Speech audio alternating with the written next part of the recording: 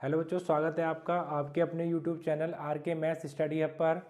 इस चैनल पर बेटा आपको 10-12 का कंप्लीट मैथ की स्टडी कराई जाएगी। आज हम आपके लिए लाए हैं एक्सरसाइज 9.2। इससे पहले एक्सरसाइज 9.1 आपके लिए अपलोड कर चुके हैं बेटा।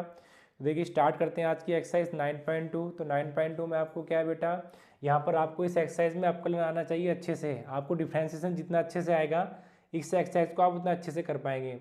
तो सबसे पहले आपका पहला क्वेश्चन जो y बराबर ई की पावर x प्लस 1, आपको ये प्रूव करके दिखाना बेटा। आपका ये आंसर आना चाहिए। मैंने अभी आपको पहली वीडियो में बताया था कि डैश का मतलब होता है कि अगर आपने 2 बार डैश लगाया तो आपने 2 बार इसका आपको अवकलन करना है, डिफ्रेंसिएशन करना है। अगर एक बार डैश लगाया तो आपको एक बार अवकलन करना है, डिफ्रेंसिएशन करना है। तो यहाँ पर देखिए बेटा, ये इक्वेशन नंबर आपकी 1 है। तो इसको क्या लिखेंगे कि x के सापेक्ष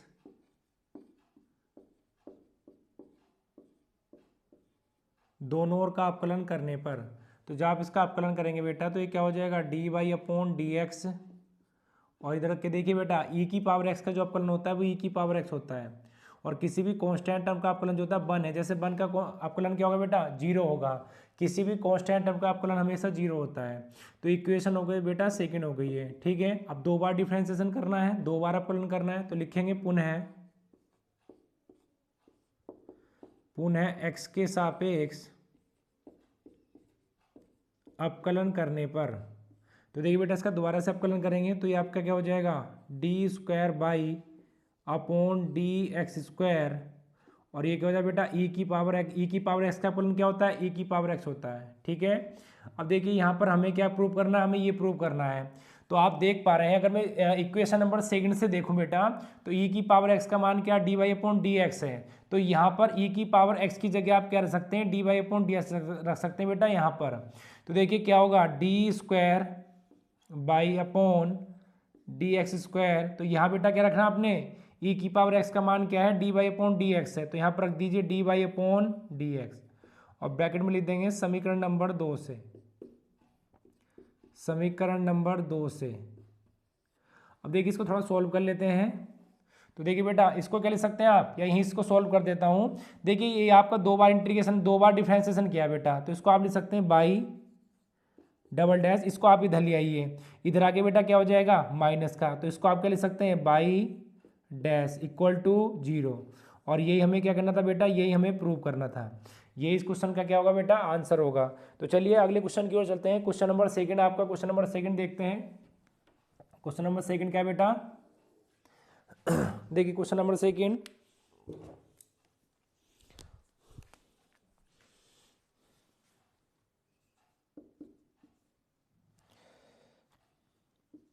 y बराबर ई की पावर एक्स प्लस, सॉरी बेटा ये तो 1 ही है, हम 2 देख रहे हैं।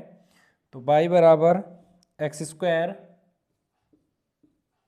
Plus 2x plus C. ये आपका न्यूमेरिकल है, क्वेश्चन है बेटा आपका। और जो आपको प्रूव करना है वो आपका क्या है बाई डैश माइनस के 2x माइनस के 2 इक्वल टू 0। ये बेटा आपको प्रूव करना है, ये आपका आंसर आना चाहिए। चलिए करते हैं बेटा क्वेश्चन सेकंड। तो देखिए क्या लिखेंगे, इसको इक्वेशन नंबर फर्स्ट डाल दीजिए। तो सबसे पहले बेटा x के सापेक्ष दोनों ओर का अवकलन करने पर। तो देखिए बेटा यहाँ पर बाई डैश है, इसका मतलब एक ही बार इसका अवकलन हुआ है। तो करेंगे तो क्या हो जाएगा, देखिए D y upon D x. और देखिए एक्स स्क्वायर का जो अवकलन होता है बेटा वो 2x होता है, और x का जो होता है 1 होता है। और किसी भी कांस्टेंट टर्म का जो अवकलन होता है बेटा वो 0 होता है। तो ये आ गया 2x प्लस के 2। इक्वेशन नंबर क्या आ गई आपकी सेकंड। अब देखिए एक बार बेटा, तो इसको क्या लिख सकते हैं आप, इसको लिख सकते हैं बाई डैश। इसको इधर ले आइए, तो माइनस के 2x माइनस के 2 और इक्वल टू क्या आ गया 0। और ये बेटा हमें क्या करना था, प्रूव करना था। ये हमारा क्या आ गया क्वेश्चन नंबर सेकंड का आंसर आ गया। चलिए बेटा आप क्वेश्चन नंबर थर्ड देखते हैं। तो क्वेश्चन नंबर थर्ड क्या है आपका,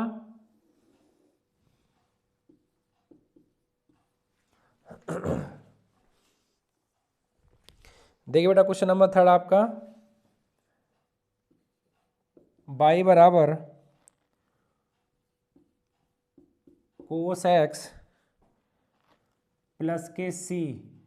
और जो आपको प्रूव करना है बेटा वो प्रूव करना है आपको बाई डैश प्लस के साइन एक्स इक्वल टू 0, ये बेटा आपको प्रूव करना है। ठीक है, चलिए करते हैं इसको सॉल्व हम।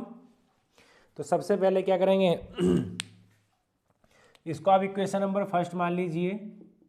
अब करेंगे एक्स के सापेक्ष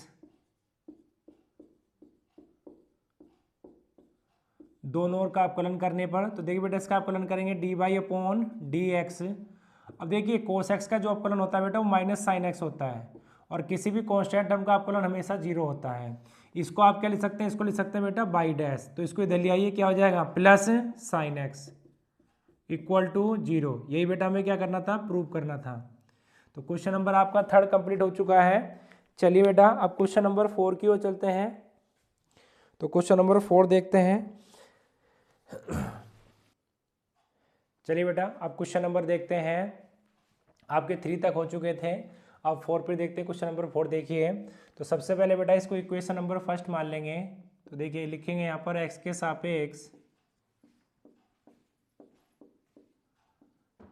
सापेक्ष दोनों ओर का अवकलन करने पर, तो इसका अवकलन करेंगे बेटा तो क्या हो जाएगा D Y upon D x. और देखिए बेटा अंडर रूट एक्स का जो आपका अवकलन होता है, अंडर रूट एक्स का आपका अवकलन होता है बेटा 1/2 रूट एक्स होता है। बट यहाँ पर आपका क्या है 1 + x² है, ये बेटा आपका x² है। ठीक है, तो देखिए इसका आपका क्या हो जाएगा 1/2 अंडर रूट, और इसको 1 + x² को लिखेंगे। और फिर से बेटा किसका करेंगे, फिर से करेंगे 1 + x² का करेंगे फिर से। तो यहाँ पर क्या आ गया आपका D Y upon D x, और ये क्या हो जाएगा बेटा 1/2 अंडर रूट 1 + x²। अब देखिए 1 का 0 और x² का बेटा कितना होगा 2x होगा, तो 2 से 2 कट गया। तो यहाँ पर आपका क्या आएगा D Y upon D x, और ये आपका आएगा बेटा x upon under root 1 + x²। अब देखिए ऊपर नीचे बेटा, अब यहाँ पर अंडर रूट है तो नीचे से अंडर रूट खत्म करना है हमें, तो हम क्या करेंगे ऊपर नीचे बेटा मल्टीप्लाई कर दें किसकी, अंडर रूट 1 + x² और 1 + x²। ऐसा क्यों किया बेटा, क्यों नीचे से रूट खत्म करना है, क्योंकि यहाँ पर जो आंसर दे रखा है उसमें आपका रूट नहीं है। तो ये आपका क्या आ जाएगा D Y upon D X, यह आ जाएगा बेटा आपका x रूट 1 + x², और अपॉन में आ जाएगा बेटा 1 + x², क्योंकि 2 रूट की आपस में मल्टीप्लिकेशन होती है तो संख्या बाहर आ जाती है। अब देखिए ये बेटा आप देखेंगे, अगर मैं इक्वेशन नंबर फर्स्ट से देखूं तो ये किसके बराबर है, ये इसकी जो वैल्यू है वो बाई है, तो इसकी जगह हम क्या रख सकते हैं, बाई को रख सकते हैं। तो यहाँ पर बेटा हम क्या रखेंगे, बाई रखेंगे, और इसको आप लिख सकते हैं बाई डैश। तो बाई डैश, और बेटा ये कितना हो जाएगा x बाई 1 + x²। ठीक है, और साइड में लिख देंगे समीकरण नंबर 1 से, क्योंकि हमने अंडर रूट 1 + x² का मान कहाँ से लिया है, समीकरण नंबर 1 से लिया है, और यही हमें प्रूव करना था। तो चलिए बेटा क्वेश्चन नंबर 4 कंप्लीट हो चुका है। अब क्वेश्चन नंबर चलते हैं बेटा हम 5 की ओर। तो 5 को हमें सॉल्व करना है। तो देखिए 5 क्वेश्चन देखते हैं। देखिए बेटा इसको इक्वेशन नंबर फर्स्ट मान लीजिए। आप क्या करेंगे, x के सापेक्ष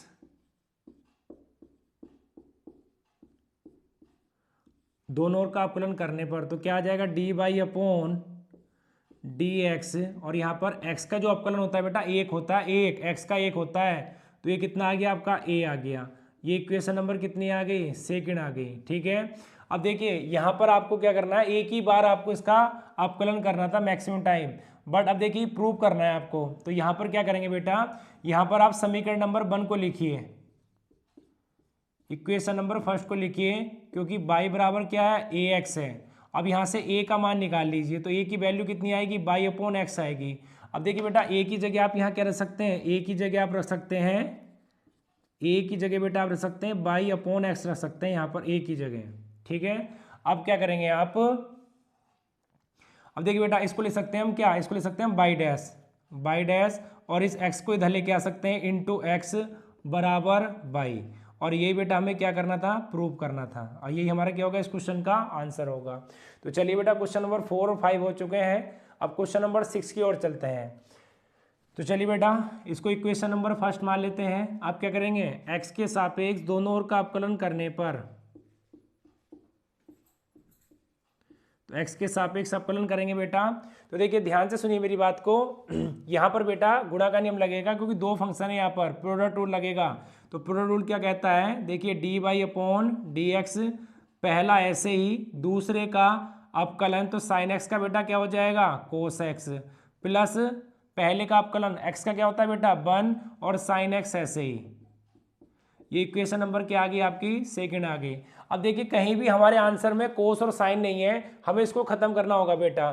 तो हम क्या करेंगे, और मैक्सिमम टाइम एक ही बार आपका अवकलन हुआ है, तो देखिए बेटा हम क्या करेंगे यहाँ पर, हम ये करेंगे यहाँ पर कि हम यहाँ से मान निकालेंगे कोस और साइन के। तो इक्वेशन नंबर फर्स्ट लीजिए बेटा, इक्वेशन नंबर फर्स्ट क्या, बाई बराबर एक्स इंटू साइन एक्स।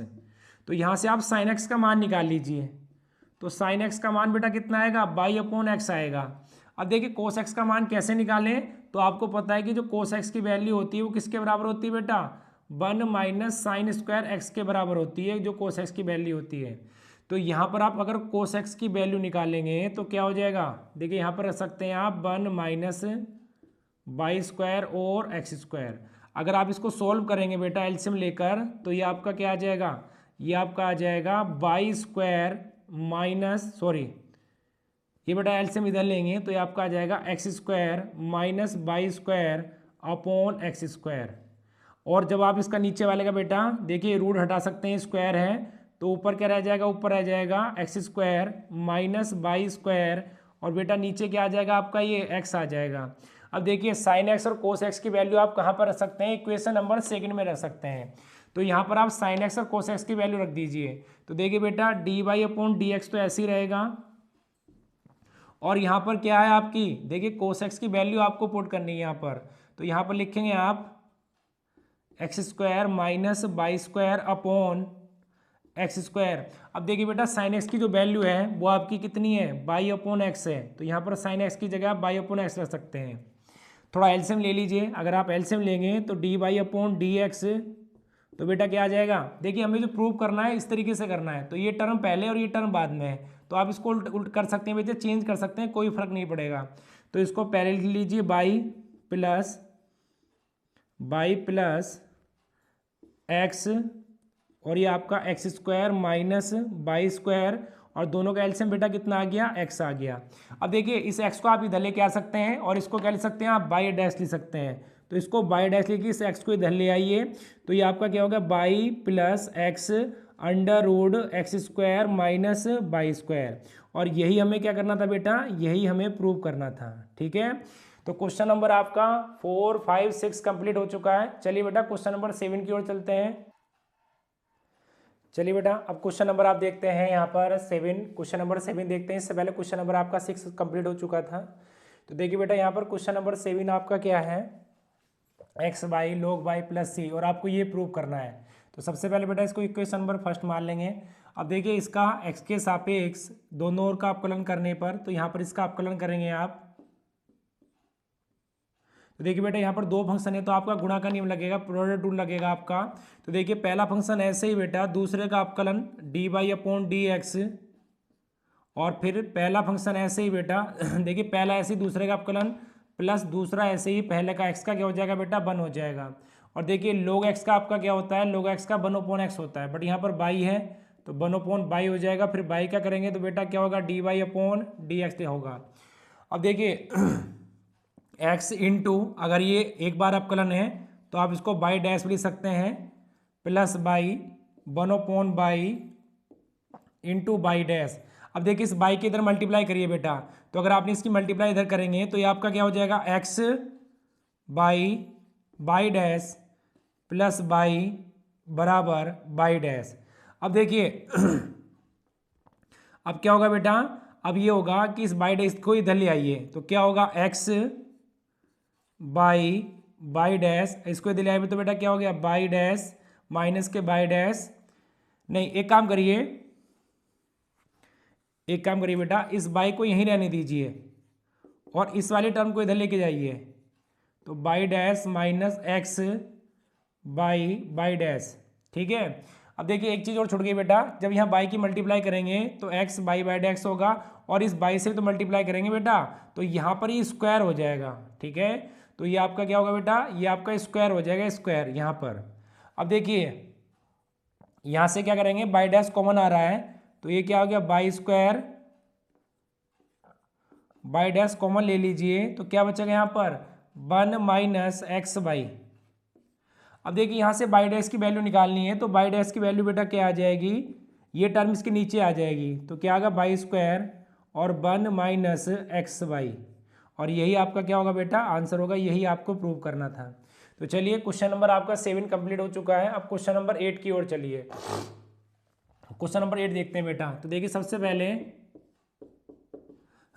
इसको इक्वेशन नंबर फर्स्ट मान लिया। अब देखिए बेटा इसका अपकलन करेंगे तो लिखेंगे एक्स के सापेक्ष दोनों ओर का अपकलन करने पर, तो देखिए बेटा बाई का जो अपकलन होता है वो बाई डैश होता है। अब यहाँ पर एंगल में बेटा बाई है तो मान लेंगे यहाँ पर एक्स हो गया, तो एक्स होता तो क्या होता, तो कोस एक्स का क्या होता माइनस साइन एक्स होता, तो माइनस माइनस हो गया प्लस, तो ये हो गया साइन बाई, और बाई क्या करेंगे तो बेटा क्या हो जाएगा बाई डैश, और एक्स का अपकलन क्या होता है, एक्स का अपकलन 1 होता है। अब देखिए यहाँ पर प्रूफ के अकॉर्डिंग हमें चलना है। यहाँ पर 1 है, आप देख रहे हैं बेटा इसको इक्वल में 1 है, और हमें प्रूफ क्या करना था, यहाँ पर बाई प्रूफ करना था। तो हम क्या करेंगे, दोनों ओर बाई से मल्टीप्लाई करेंगे तो लिखेंगे कि दोनों ओर बाई से गुणा करने पर, बाई से गुणा करने पर, तो दोनों ओर बाई से गुणा की तो बेटा ये क्या हो गया बाई और बाई डैश हो गया, और ये क्या हो गया बेटा आपका, इसको मल्टीप्लाई करेंगे बेटा तो ये आपका क्या हो जाएगा, ये हो जाएगा साइन बाई बाई डैश और इनटू बाई, और ये क्या आपका हो जाएगा बेटा बाई हो जाएगा। अब देखिए यहाँ से आप देख पा रहे हैं कि यहाँ से बाई डैश कॉमन आ रहा है बेटा, तो अगर बाई डैश यहाँ से कॉमन निकाल लो तो आपका क्या बनेगा y plus y into sine y equal to बेटा क्या आ गया बाई। अब देखिए जो प्रूव करना है, हमें जो प्रूव करना है बेटा, हमारे पास बाई डैश भी आ गया बाहर, ठीक है, और हमारे पास क्या है बाई इंटू साइन बाई भी है, और हमारे पास बाई भी है, तो हमें क्या लेके आना बेटा, हमें ये लेके आना है। इसका मतलब इस बाई की जगह हमको ये टर्म लेके आनी है। तो हम इक्वेशन नंबर फर्स्ट के पास जाएंगे, तो इक्वेशन नंबर फर्स्ट आपकी क्या है, समीकरण नंबर 1 बेटा क्या आपकी, ये आपकी है बाई माइनस कोस बाई बराबर एक्स। अब देखिए बेटा यहाँ से मैं आपके अगर मैं बाई का मान निकालूं तो बाई का मान क्या आएगा, ये एक्स प्लस कोस बाई आएगा, और ये बाई का मान बेटा मैं इक्वेशन नंबर 2 में रखने जा रहा हूँ।